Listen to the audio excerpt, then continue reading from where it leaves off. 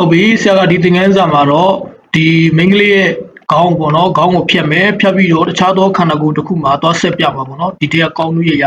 ဒီ PSD file ထဲမှာကောင်းနုရပုံလေးတွေရှိရဲ live ဖတ်တဲ့ပုံလေးတစ်ပုံနဲ့ဆရာသွားပြီးတော့ခေါင်းသွားတက်မှာပေါ့နော်အဲ့တော့ပထမဆုံးဒီပုံလေးကိုပဲ control G နဲ့လေယာတစ်ခုပွားမယ်နောက်ပြီးတော့သူ့ကို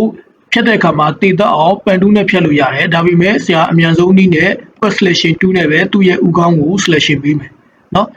သူ့ level တွေပါယူမယ်ပေါ့နော်အင်ကြီးတော့မယူတော့ဘူးကျန်တဲ့ဒီ level အထက်ဥကောင်းပိုင်းတွေအကုန်ယူမယ်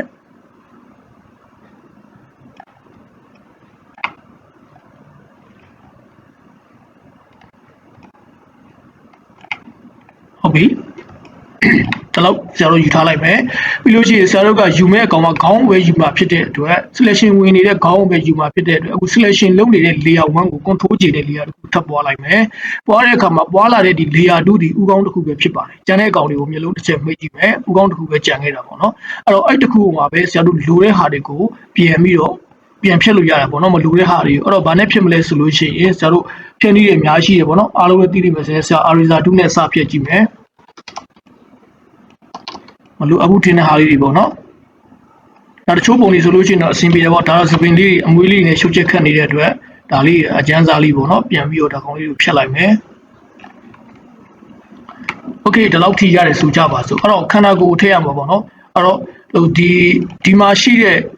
ဒီပုံဆရာဘယ်ပုံသုံးမလဲဆိုလို့ရှိရင်ဒီပုံလေးကိုသုံးပါပေါ့နော်အဲ့တော့ဒီပုံလေးမှာသွားပြီးတော့ခေါင်းကိုသွားထည့်ရင်လည်းရတယ်ဒါမှမဟုတ်ဒီပုံလေးကိုပဲဥကောင်းရှိတဲ့နေရာမှာလာထည့်ရင်လည်းရတယ်ဒါပေမဲ့ဆရာတို့ကတီးတဲ့ background တစ်ခုမှာသွားပြီးတော့ပုံရောခေါင်းရောဒီခန္ဓာကိုယ်ရောခေါင်းရောသွားဆက်ရှင်နေဆိုလို့ရှိရင် file ထဲမှာ new ထဲမှာဆရာတို့ import site တည်းခေါ်လိုက်မယ်နော်ပြီးလို့ချင်းသူ့ကို site မှန်အောင်ဆရာတို့ site ဖြတ်ပေးမှာပေါ့နော် site ဖြတ်မယ်ဘာနဲ့ဖြတ်မလဲ crop 2နဲ့ဖြတ်မယ်ဆရာ forces site resolution 300နဲ့ဖြတ်လိုက်မယ်ဟုတ်ပြီနော် okay အဲ့တော့အဖြူရောင်ကြီးမလှဘူးအရောင်တစ်ခုပြောင်းမယ်ဆရာဒီမှာ background ကိုအပြာရောင်လေးထားလိုက်မယ်နော် control base space နဲ့အပြာရောင်လေးပြောင်းလိုက်မယ် okay ပြီးလို့ရှိရင်ဆရာတို့ကဒီဖြတ်ထားတဲ့ဥကောင်းလေးကိုပေါ့နော် move to နဲ့နေပြီးတော့ခုနကယူထားတဲ့အပြာရောင် A4 တွေကိုဆွဲထည့်မယ်ဟုတ်ပြီသူ့ကိုဒီတိုင်းထပ်ထားမယ်နော်ပြီးလို့ရှိရင်ဟိုထဲကနေပြီးတော့ဆရာတို့ခန္ဓာကိုယ်သွားပြီးတော့သူနဲ့လိုက်ဖက်တဲ့ခန္ဓာကိုယ်တစ်ခုပေါ့နော်ဆရာဒီကောင်လေးကိုယူလိုက်မယ်ဒါက PSD file ဖြစ်ပါတယ်အဲ့ဒီကောင်လေးကိုဆရာတို့က A4 ထဲကိုဆွဲယူလိုက်မယ် okay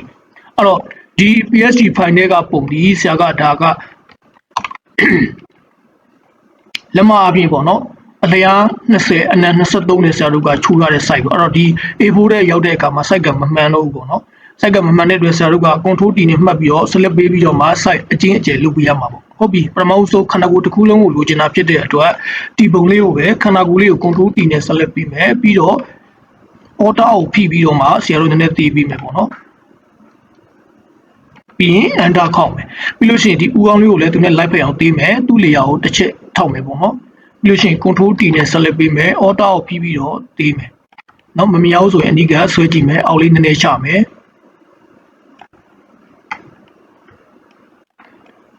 ဥကောင်းနည်းနည်းသေးဖို့လိုသေးတယ်ပေါ့နော်အခုနည်းနည်းချမယ်နောက်ခောက်မယ်ဒါဆိုလို့ရှိရင်တော့အဆင်ပြေတဲ့ပုံတော့ဖြစ်သွားပြီအဲ့တော့ဆရာတို့ကဘာလုပ်မလဲခေါင်းလေးကိုနည်းနည်းလေးအပေါ်လေးတင်တင်နေ level ရှည်လေးပေါ့နော် level နေရာတော့ဒီ level မှာပေါ်နေတဲ့အပြာရောင်လေးကိုဆရာတို့ပြီးတော့မှ color ထပ်ဖြည့်လိုက်မယ်ဓာတ်ရောင်လေးထပ်ဖြည့်လိုက်မယ်ပြီးရင် enter ခောက်လိုက်မယ် okay ကိုကအနေထားကိုကြည့်လိုက်ပေါ့နော်တစ်ချက်ဆရာတော့သင်ခန်းစာဖြစ်တဲ့အတွက်မြန်လေးပဲသွားလိုက်မယ်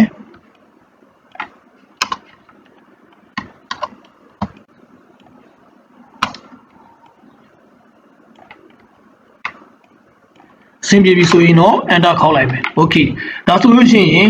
တကယ်လို့အင်ကြီး column တွေအနေထားတွေမမှန်ဘူးဆိုလို့ရှိရင်အင်ကြီး column ရှိတဲ့ layer ပေါ့နော်ဒီ layer ကို select ပေးမယ် control D နှိပ်မယ် right click နှိပ်မယ်ပြီးလို့ရှိရင် warp ဆိုတာရှိရင်เนาะအဲ့ဒီ warp နဲ့ဆရာတို့ကအချင်းအကျယ်လုပ်လို့ရတယ်ဟုတ်ပြီเนาะဒါမှတော့ဆရာအဆင်ပြေတဲ့အတွက်မလုပ်ပြတော့ဘူး okay အဓိကဆရာတို့လုပ်ရမှာကဒီ level နဲ့အင်ကြီးကြားမှာရှိနေတဲ့အပြာရောင်လေးကို color ဖြည့်ရမယ်အဲ့တော့ဆရာတို့ဒီကောင်လေးကိုဒီကုတ်ပေါ့เนาะဒီခန္ဓာကိုယ်လေးကိုမျိုးလုံးလေးမှိတ်လိုက်မယ်အဲ့တော့ဒီအသားလေးကိုဒီအပြာရောင်မှာသွားဖြည့်မှာပေါ့နော်ဖြည့်မှာဖြစ်တဲ့အတွက်ဆရာတို့ကသူနဲ့ပတ်သက်တဲ့ခေါင်းလေးရာပေါ့နော်ဒီဥကောင်းလေးရာကို select ပေးထားရမယ်ပေါ့နော်ဒီမှာ select ပေးထားရမယ်ပြီးလို့ရှိရင် clone stand 2ကိုဆရာတို့ရေးမယ် clone stand 2ကဒီအပြာရောင်နေရာမှာအသားရောင်ဖြည့်မယ်ဆိုလို့ရှိရင်ဒီကာစာလေးကိုနည်းနည်းသေးမယ်နော် ပြီး ပြီးလို့ရှိရင်ဒီမှာရှိတဲ့အသားလေးကိုသွားပြီးတော့ order ကိုဖြည့်ပြီးတော့ click တစ်ချက်ယူမယ်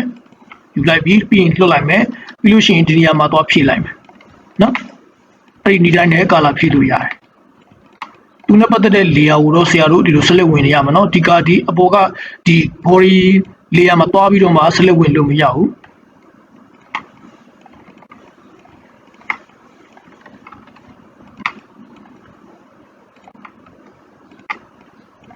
နောက်ထပ်ပုံပြင်တဲ့နည်းလေးတွေထပ်ပြီးတော့ထပ်တင်ပေးမယ်နော်โอเคတကယ်လို့အောက်ကအင်ကြီးကရှုပ်နေဆိုအင်ကြီးလေးရောက်တစ်ချက်လောက်မျိုးလုံးလေးမှိတ်ထားလိုက်မယ်နော်ဒီလေးရမှာပဲဆရာတို့လွတ်လွတ်လပ်လပ်အလုပ်လုပ်ကြည့်မယ်အောက်ကိုရှည်သွားပြီနော်ပြဿနာမရှိဘူးအောက်ကအင်ကြီးဖုံးသွားမှာဖြစ်တယ်ဒါကတော့ဆရာအသားရောင်လေးတူအောင်လိုက်ပြီးဖြည့်နေတာပေါ့နော်အရန်များလေးရဆို opacity လေးနည်းနည်း short မယ် flow လေးနည်းနည်း short မယ်နော်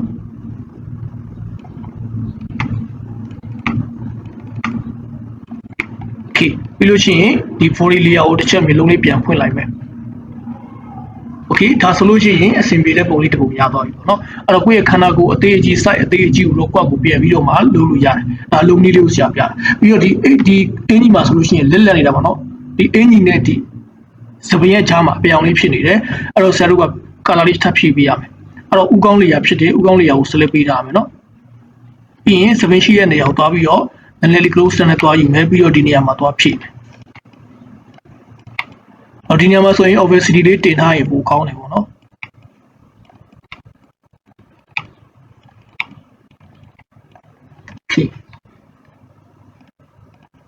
ဆိုရင်ဒါဆိုရင်အဆင်ပြေလို့ထင်တယ်တကယ်လို့ကိုယ့်ဘက်ကဒီခန္ဓာကိုယ်သေးနေဆိုလို့ရှိရင်လည်းခန္ဓာကိုယ်ရှိတဲ့နေရာကို select ပေးမယ် control D နဲ့ select ပေးပြီးတော့ order ကိုပြီးနည်းနည်းလေးခန္ဓာကိုယ်ကြီးပေးမယ်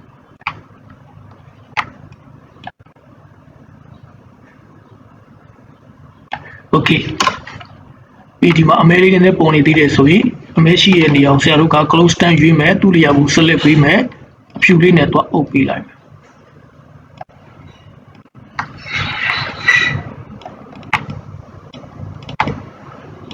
ပြီးရင်ဒီလုံးလေးပိတ်လိုက်โอเคဒါဆိုလို့ရှိရင်ပုံလေးတစ်ပုံရပါပြီเนาะအဲ့တော့ဆရာတို့လုပ်ခဲ့တာကဒီပုံရဲ့ဥကောင်းလေးနဲ့ဒီထဲကခန္ဓာကိုယ်လေးတစ်ခုကိုသွားပြီးတော့မှဒီမှာဆက်ပေးလိုက်တယ်ဆရာတို့အခုယူထားတဲ့ပုံကဥမာတစ်ခုဒီပုံလေးကိုအပေါ်နဲ့တင်နေဆိုဒီ layer နှစ်ခုကိုမပေါင်းသေးဘူးเนาะ control နဲ့ select ပေးမယ်ပေးပြီးတော့ move to ကိုယူမယ်ပြီးတော့ computer keyboard ကနေပြီးတော့ F8 လေးနဲ့အပေါ်နဲ့တင်ပေးလိုက်မယ်ဟုတ်ပြီเนาะဒါဆိုရပြီကိုယ့်ဘက်ကစိတ်မဖြစ်သေးဘူးဆိုလို့ရှိရင် PSD နဲ့စေးပြီးတော့မှလုပ်ပေါ့နော်အဲ့တော့ဒီနှစ်ခုကို layer 1နဲ့ layer 2ကို select ပေးထားပြီးဆိုလို့ချင်း control T နဲ့ select ပေးလိုက်မယ်ပြီးပြီးတော့ order ကိုဖိပြီးတော့နည်းနည်းကြီးပေးလိုက်အောင်ရသေးတယ်နော်အခုစလုံးပြီးရင် enter ခေါက်လိုက် okay ဒါဆိုလို့ရှိရင်အဆင်ပြေလိမ့်မယ်လို့ထင်တယ်